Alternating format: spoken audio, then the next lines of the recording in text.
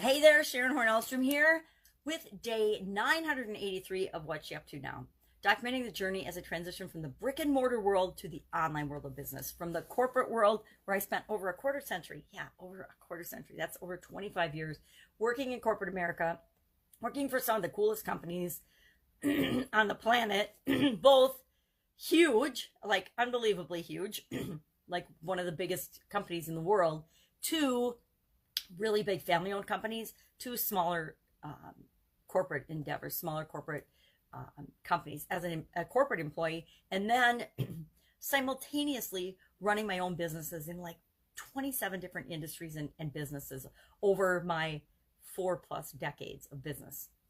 Long time, lots of experience, some good, some bad, some really, really ugly, some awesome, some just craziness. You know, we think our life is going to go in this nice straight line when we're young.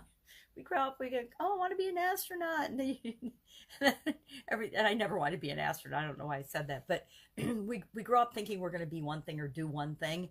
And our life becomes this crazy journey of, and we hope it's ascending, that becomes this crazy journey of ups and downs. And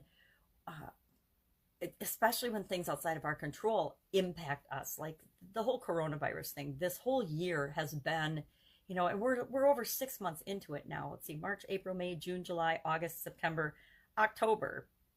We're heading into the 8th month of just crazy turmoil and chaos and just really interesting times. And throw on top of that the politics of what's going on, at least in America, and it's a little mind-boggling. But if you step back and you think for yourself and you just watch, it's amazing how you see the big picture.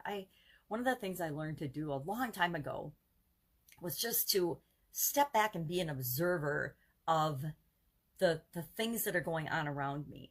And I would do that at events. I remember going to the ClickFunnels funnel hacking live event and sitting back and watching the entire thing and the production. And I was there and experiencing it, but I was also stepping back and saying, I'm just going to watch the framework of this. And I realized that the entire event is orchestrated just like that organization does everything else. It was all set up just like a perfect webinar, a perfect sales machine. Everything from the beginning to the end, to the sound, to the lights, to the energy, to the making people wait outside the door. Everything was scripted and played out as if it were a giant story, a giant perfect webinar, with all the little stories and all the little pieces and components built within it. And I found that just absolutely fascinating. So it's fun. It's not really fun, but it's interesting and very educational to step back and just be an observer sometimes. Sometimes we get pulled in and sucked into things and we get in these little emotional debates and arguments. But if we step back and we look at what's really going on, it's really powerful. And it gives us the opportunity to really choose how we want to respond and how we want to react to things versus just getting caught up in the fray of stuff that really doesn't have anything to do with us and with how we're going to behave in a longer term setting anyway. So today working, and because of that, I decided to be proactive and do the Get Up and Go challenge. So we're on day 7 of the 4th 30+ day Get Up and Go challenge that I've done during the COVID pandemic. And this is our 4th one. I've also done things in between the pandemic just to share lessons learned and to show up and to be in support of other people and to be in support of myself, because showing up, it benefits me as much as it benefits the people that hear the messages or hear what I share, because it keeps me moving forward. It keeps me moving the direction I want to go in my life. No matter what's going on outside of me, no matter what's going on, it keeps me focused on the direction I want to be moving. And some days it doesn't feel like any progress at all. It doesn't feel like momentum, and it doesn't feel like we're going in the right direction. But every day I show up, I am making progress. I'm moving in the right direction, and I am creating momentum, whether it feels like it or not. And I think that's one of the most important things about being consistent and showing up and being there for people. And at the beginning of COVID, I was already doing challenges. I was already doing a bunch of stuff online, but So for me, I was in a better position than a lot of people were as COVID hit. And because of that, I felt it's my obligation to do what I can do to help other people to weather the storms and to find ways to deal with change and challenges to the best of their ability, knowing that guess what? COVID-19 is not going to be the last change and challenge any of us faces, right? We face changes and challenges every single day in our lives. And if we have a way to deal with them that guarantees we're always going to be better off than before we hit that challenge, why would we not want to do that? Why would we not want to learn that? And why the heck would I not want to share that, since I have been doing that for decades, literally decades. I've had challenges that I've almost never talked about in my offline businesses and corporate world. I don't think that very many people that I ever interacted with and worked with a few exceptions, even knew of the health challenges and the chronic pain and the things that I faced my entire life, my entire career. I just kept that stuff under my hat and hidden because I felt like it would put me at a disadvantage. If people thought that I was weak in any way, shape, or form, and that's that old corporate competition and things, I thought that if people knew, that they would think I was weak, and then I would be passed over for things like promotions. I would lose out on projects and opportunities and traveling and things that I wanted to do in that career if people knew that I had some physical limitations and physical challenges. So been facing challenges for my whole career and whole life and dealing with them in ways that guaranteed I was always better off after that challenge than before. So why would I not share that at a time when people are facing challenges that many of them have never experienced before? There are millions of people that have lost their jobs or their businesses have been shut down that have never faced a challenge like that before, that have never lost their job. Guess what? Everybody hasn't been fired 3 to 5 times. Everybody hasn't lost their job or been laid off before. Everybody doesn't have some of the experiences that you and I have that have helped prepare us for this particular experience that we're all having simultaneously. Never in the history of my life and a lot of different, I don't think this many people have ever been impacted by the same thing at the same time in a gazillion different ways, but impacted nonetheless, and having to face it as a simultaneous challenge. And so does that create a lot of difficulties and a lot of loss in our world? Absolutely. But it also creates even more possibilities and opportunities of how we can become better and stronger because of having faced this challenge. So Get Up and Go Challenge today was all about our core values, and how do we know what that is and what drives us, and how do we go about building upon that, because that is one of our superpowers. Our core values are our superpower. And instead of trying to change them, like sometimes we have a belief that's screwy and we want to change a belief, even a core belief, something that we've held for years and years and years, can be changed. I actually held the core belief that I was not invincible, but that I didn't need to take care of myself physically for a couple of decades. And that came back to haunt me in a really big way. And that was like a core thing. It was like, it was bottom of the priority list. I didn't take care of myself in the ways that I needed to live my best life, best version of my life. And got a huge wake up call because of that. And that happens in a lot of different areas and aspects of our life. So I needed to change my belief that everybody came first. I had to take care of everybody else before I took care of myself. And that was a core value and I don't know if it was a core value. It was a core belief of mine that everybody else had to come first, and I had to take care of everything and everybody else before I slept or ate or took care of myself. And that was something that was a belief that I held very, very strongly and acted upon it for decades, that I absolutely had to change in order to continue to survive, but in order to continue to be here, right? And so core beliefs we can change. Core values are inherent in our being. I cannot change that I love the people in my life so much that I want to put them first. And that's actually a strength and a superpower, not a bad thing. But I need to remember that I am one of those people I need to put first as well. And if I'm not in that group of people I love and care about, there's a fundamental problem there. So it was changing the belief that I have to come last instead of putting myself in that group with the people that I love and care about. And that was a belief change, not a core value change. The core of me is still love and care about people that I love and care about. And that is my core belief, but I needed to make sure that I was included in that group. I think I beat that dead horse. Oh, sorry, dead horse. Look at my horse. It's got a mask. That was from one of my other videos. So that was our message. And what we're doing for an exercise today, which is fun, and I am going to do it too because I haven't done it for a long time.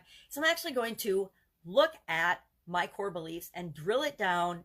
I'm going to do each area and aspect of my life, and then I'm going to drill it down and find out what is my number one core belief. What is the number one thing that drives me? Because I want to build on that strength now and in the future, because that's my superpower. And I want everybody else in the challenge to find their core superpower as well. And instead of trying to change that or think that it's bad or beat themselves up about it, we all have different things. Some people, their core value is freedom, and they will do whatever they have to and whatever they can to feel free. Others, it's control. Now, a lot of times it's control of other people, but it's really because they want control of themselves. So all of these things, they can be good or bad based on how we apply them. So we want to apply them, of course, in a positive way to make the world a better place. So core value today, get left holding the bag. Get left holding the bag, or leave someone holding the bag, was our idiom for today for Supersize Your Business, which was actually, I have a lot more experience with that particular idiom or expression than I thought that I did when I first started looking into that idiom yesterday. So that was kind of fun. Fun challenge today was, what happens when we have bad thoughts, and how do we turn bad thoughts into fun? We're supposed to either take a picture of ourselves having negative or sad or bad thoughts. I say being hungry or hangry is a bad thought, or being bored is a bad thought, or being sad or negative, having a bunch of negative thinking. All I need to do if I want to have some bad thoughts is just walk around where there's a bunch of political signs sitting up, and that just can put me in a tank. So I try to, actually, this is really funny. I'm making my walking paths these days where I know the fewest political signs are. And I'm not talking one way or the other. I'm just saying political signs in general trigger emotional responses in people. And so I just try to make sure I go out in nature and I stay away from them. If I stick to the parks, there's pretty much no political signs. Can't have political signs in the parks, so that's always a good thing. I actually get to hang out with my granddaughter today, so that'll be fun. So that's part of the fun challenge too. We'll see if she has any. She's always so happy. I think we'll just take a picture of her with fun thoughts.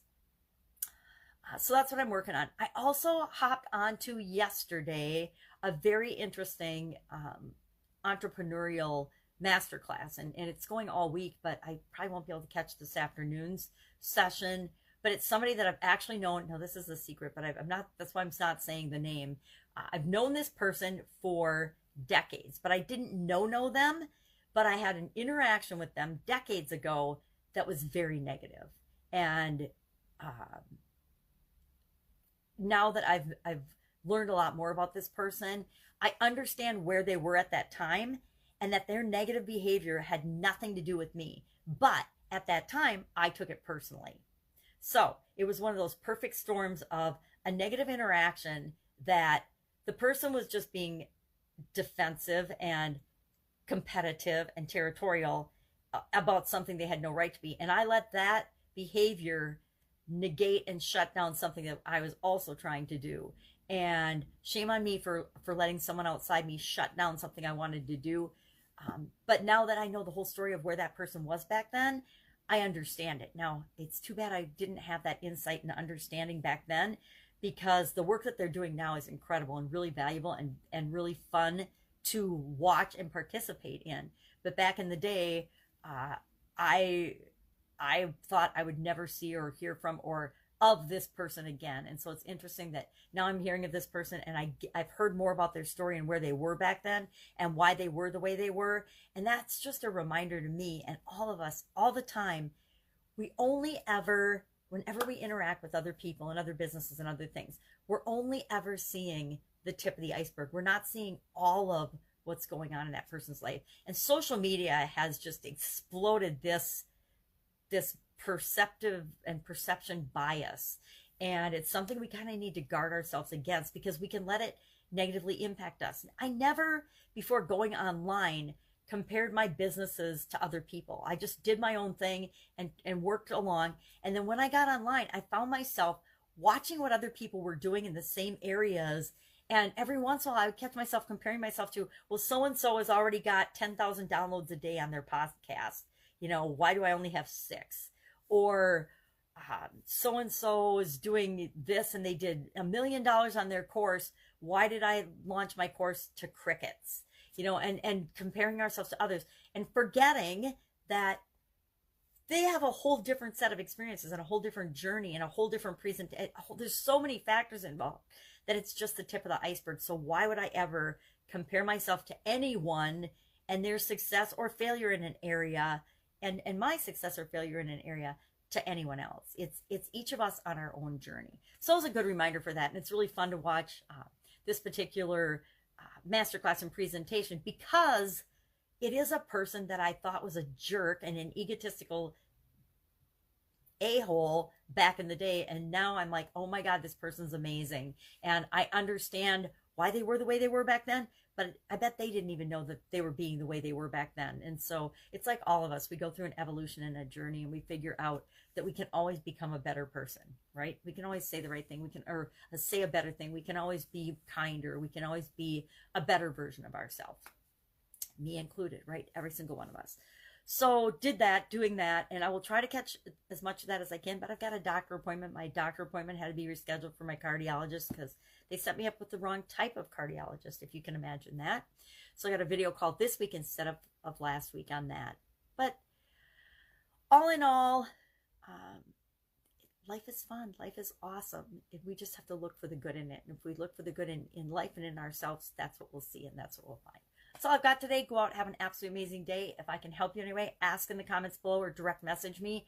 Otherwise, I will be with you tomorrow to give you another update on what I'm working on, what's working, what's not, what I'm excited about. I'm excited about the Get Up and Go challenge. Every time I do it, it's different. And I've looked back on the last couple and I'm like, okay, well, I don't want to do that this time. I'm going to tweak this and do it. So this first 6 days already, and it will be the first 7 days now, this whole first week has been so focused on the individual, focused on you, the participants in the challenge, and then focus on me as well, because I'm doing it right along with them, focused on really getting clear on who we are and what's important to us.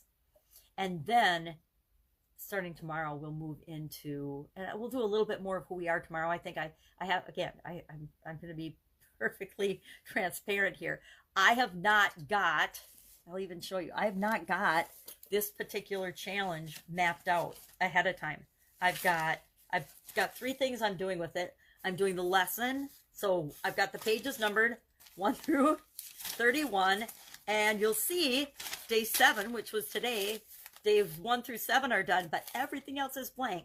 Then we've got a page of action items. Every day we're having an action item. This is something you need to physically do, because if we don't take action immediately on something that we learn, something new, a concept, we lose it immediately. If we don't act on it quickly, act on it immediately, we're 90+% likely to never ever use it or never act on it. And then the third thing I'm doing differently with this particular challenge is I am pulling a tool from my personal toolbox, something I do and use all the time in my life to make it work as well as I possibly can.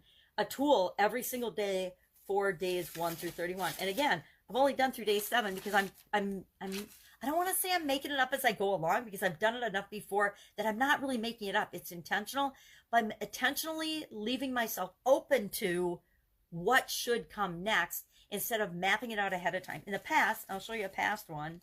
In the past, and this is just the summary of it, I would map it out ahead of time. In the past, I would map all the days out, but let me see if I did that. I'm pretty sure I did. This is just a notebook for the Get Up and Go challenge. Let's see if I did it. Yep. Here's the 40-day challenge. I actually mapped this one out pretty much ahead of time before I did it. And then I'm always scratching out and having to change it. And so that's why this time I said, I'm just going to see what comes up. I'm not going to map it all out ahead of time. I'm going to do it one day at a time as I am participating in the exercises with everybody, so that I know exactly how it feels. And then I've just got my brainstormed list of tools that I can pull from, because I wanted to brainstorm a list. So I wasn't trying to say, okay, well, what tool would I use for this each time? So I did brainstorm a list of tools. And so I can pick from those. And so far, all the 7 have come off that list, although I suspect as I go through the challenges, I'll come up with others, or I'll think of other activities or tools that would be a little bit better, because I'm always tweaking tools. I learn about a tool and then I tweak it and I make it my own. And that's what everybody needs to do. We each need to do that. So go out, have an awesome day. I will, of course, be with you.